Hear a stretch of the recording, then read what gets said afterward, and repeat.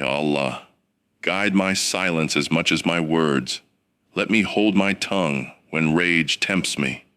Let my silence cut sharper than any blade. People think silence is weakness. They're wrong.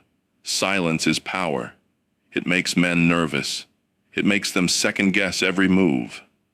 And when you've lived the life I've lived, you learn the quietest room is the deadliest one.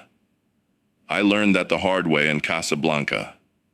Smoke curled in the air, cheap coffee bitter on my tongue. 3 men across from me laughed loud, bragged louder. They gave away their plans without knowing it. All I had to do was sit still, let their mouths sign their own death warrants. When the chairs scraped, when steel came out, I was already gone. Their bullets hit each other. My silence carried me out the back door. I lived because I kept my tongue. They died because they couldn't. That night taught me something. Silence isn't just the absence of words. It's control.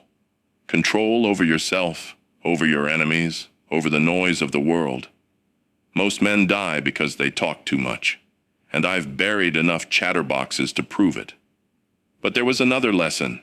Years later in Istanbul, I broke my own rule. A mark whispered my family's name, names he shouldn't have known. I lost my stillness. My voice cracked the air like thunder. In that moment of rage, I gave myself away. The ambush came fast, steel and fire from every corner. I bled that night because I let words leave my mouth. I remember crawling out into the alley, pressing my hand against the wound, swearing to God I'd never let my tongue betray me again. Pain is a merciless teacher, and silence was the only medicine that healed me. So now I let others speak. I let them drown in their noise. I've become a ghost in conversations, a shadow in crowded rooms.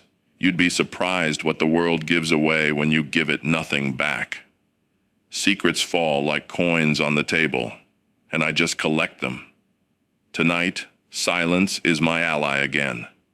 The man I'm hunting has built an empire on lies. Every word he speaks is poison, but poison has a taste. And I've been fasting on his silence for weeks, watching, waiting, listening. He doesn't know it yet, but his own voice already signed his death note.